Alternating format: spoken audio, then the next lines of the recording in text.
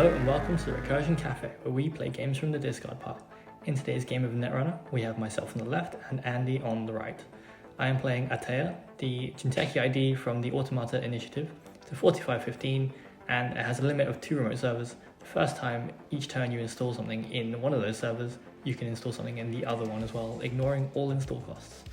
Andy's playing Freedom Kumalo, the Anarch runner from the Katara cycle. Once per turn, when accessing a card, he can spend virus counters equal to the res or trash cost of that card to destroy it.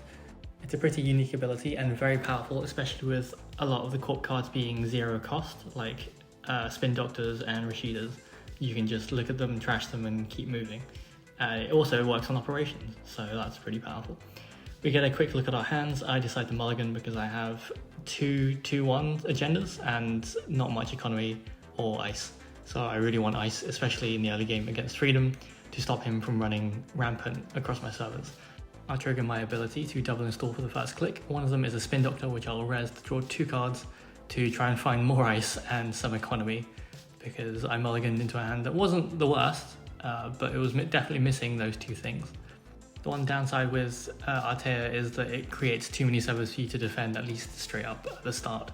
So I will install a piece of ice. I think about R&D, but I'll decide on HQ instead, trusting my R&D to hold out until I can find more ice, and I'll take a credit for my 3rd click. So no economy options apparently, at least none I can play right off the bat. And the click 1 will install Audrey, the new Anarch AI virus breaker, which is fueled by trashing things, so it kind of synergizes quite well with Freedom. Here we have that working in effect, so you'll run the Spin Doctor and trash it, knowing that I don't have anything in archives and I probably won't pop it, so he will get that counter for free. And at least if it's in the bin, I can recur it with another Spin Doctor. So click 1 was install, click 2 was run. Here Andy is debating click 3 and he'll run HQ. He probably thinks I defended it because I have some stuff in there. I can reveal I had 2 pieces of ice in hand. One was a 6 cost, one was a 3 cost. I chose to install 3 cost and I think that was the correct decision. Here's the Swordsman, which is the worst piece of ice that Audrey could run into, and it trashes Audrey with the first subroutine because it cannot be broken by AI programs, and will do a net damage to Andy as well. So there's a Paladin Pomu gun. It doesn't end the run though, so Andy will get an access. He's already used the Freedom ability, but he will get information, and here's Atini, the other piece of ice in my hand. It's a really big code gate and kind of a spiritual successor to DNA Tracker, now that it is rotated. So Andy sees that, can't do much about it, and last click will install a Fermenter, which is an excellent Anarch economy option there. Speaking of good economy options, there is my Rashida on the other server. So I'll get some much needed credits, all the money that I used to pay for Swordsman, and a lot of cards. If there's anything Teia wants, it's cards, because they can burn through them really, really quickly. So here is a double install for the first click. It's an undefended server and a defended server. Second click will be an install into that defended server, and the last one will be a hedge fund to go up to 10 credits. Before my turn ends, I'll res Vovo in the undefended server for 1, and use the ability to move it into the defended server. The 2 new sysops that are able to move themselves in the new set are exceptionally handy for Teia because it means you can stack your servers really well. So Andy will take a peek at R&D and trash the NGO front for free with Freedom's ability. He'll run again, see a Symbol Rig, which he could have trashed potentially if he had spent money on the NGO front, but Andy's pockets are looking a little bit empty at the moment with just 1 credit in his pool, which he will spend for Steelskin Scarring to find more options, presumably. Another Fermenter would be pretty handy, although that would be very much all in on viruses. Last click he'll draw and pass the turn. So I will fire the second Rashida in that server, get 3 more credits, and draw 3 more cards. So from my side of it, I'm feeling pretty confident, and I think that early breaker trash was a pretty big setback for Andy on the first turn. Here is a double install again, so 1 in the undefended server, 1 piece of ice on the defended server with no additional install cost. Second click will be install on R&D. It's probably time to try and patch that hole. And then last click, a Mindscaping, which is a really nice card from the Automata Initiative. And usually for the economy option, it is functionally gain 2, draw 2, and place any card in your hand on top of R&D. So it makes R&D pretty safe for 1 turn, which is nice. Or it can be used to double bluff or set up some sort of trap. So Yeah, generally pretty good utility and economy card there. And it crucially has card draw, which is excellent for Teia. So Andy will pop the fermenter and then play the price and take a look at his options. There is a Simul chip, another price, a Audrey, and a fermenter.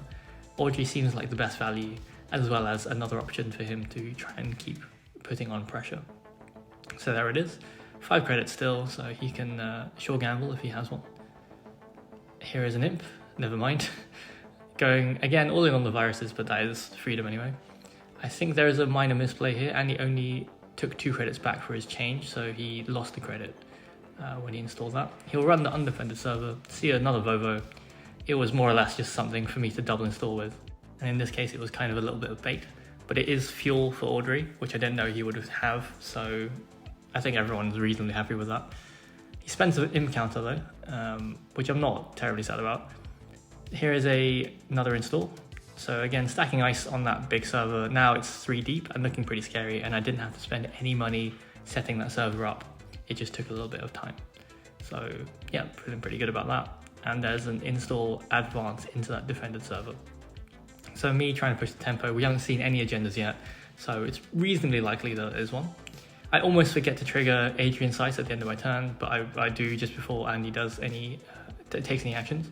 So I'll res the Adrian in the empty server and use the ability to move it into the defended server. So again, focusing everything on that one built server, which might be quite difficult to get through with an Audrey with only 1 counter so far. So Andy is drawing up. He'll install a Simul chip, which is handy if anything gets trashed again, and pass the turn. So manage to draw here. I have an install advance. It could be an NGO front, but we'll see. It's a Mindscape in for click 1, so we'll gain 2 and draw 2. Place a card on top of R&D to make it safe.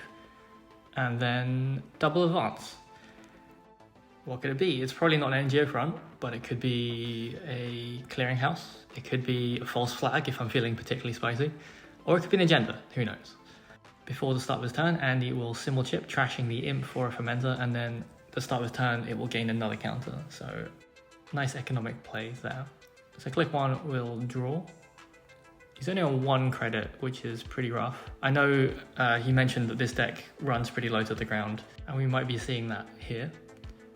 Click 2, I believe, he runs R&D. I have 13 credits, so this might be a bad idea, especially if you face check something like an Anatsi or something. It's only a symbol rig, so he'll spend the virus counter to get through. Only the 1. I will double check if there's any ice I want to swap. There is not. He'll access the top card, which I actually placed there. It's a Hansei review. So not only is it not trashable traditionally, it's also very expensive for freedom to trash. So it's a little roadblock there for him. Not sure what his next move is. He could contest the remote just to make me spend money, but with Jinteki Ice, you can never be sure about that paying off. So here he plays this Strike Fund, and I think I point out that Audrey can trash a card from hand at any kind of paid ability window. So you could functionally play that clicklessly. He would get 1 less credit, but that click could be something a bit more impactful than 1 credit, or he can just take the credit if he really wants it. So he does decide to do that. He will use Audrey to trash Strike Fund to pump its strength and just get the 2 credits clicklessly. He'll install Dr. Nuka for 1. So that's a fair amount of his influence I've seen with the symbol chips and Dr. Nuka. I think Andy throughout this game got the numbers on Dr. Nuka mixed up, but we'll return to that. So we'll double advance and score a Fuji asset retrieval, one of the new agendas in Automata Initiative, 5-3. When it's scored or stolen, the runner takes 2 net damage. So here is a Yusuf and a Hippo gone, both of which are cards that I would love to see gone, so that's fantastic. Yusuf being a very cheap way of getting more virus counters, and Hippo being very threatening towards my ice. This deck runs a fair amount of ice, but it's still not good to see it blown up. And last click will install.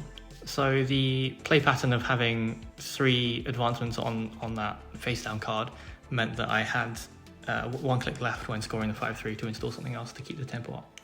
So once again, we'll use Audrey to free discard a card, essentially.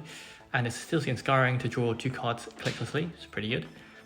Andy will use Dr. Nuka and click down, drawing 2 cards instead of 3, because he thought it was 3 counters and each one drew you 2 cards instead of the other way around. But well, yeah, we only realized after the game finished.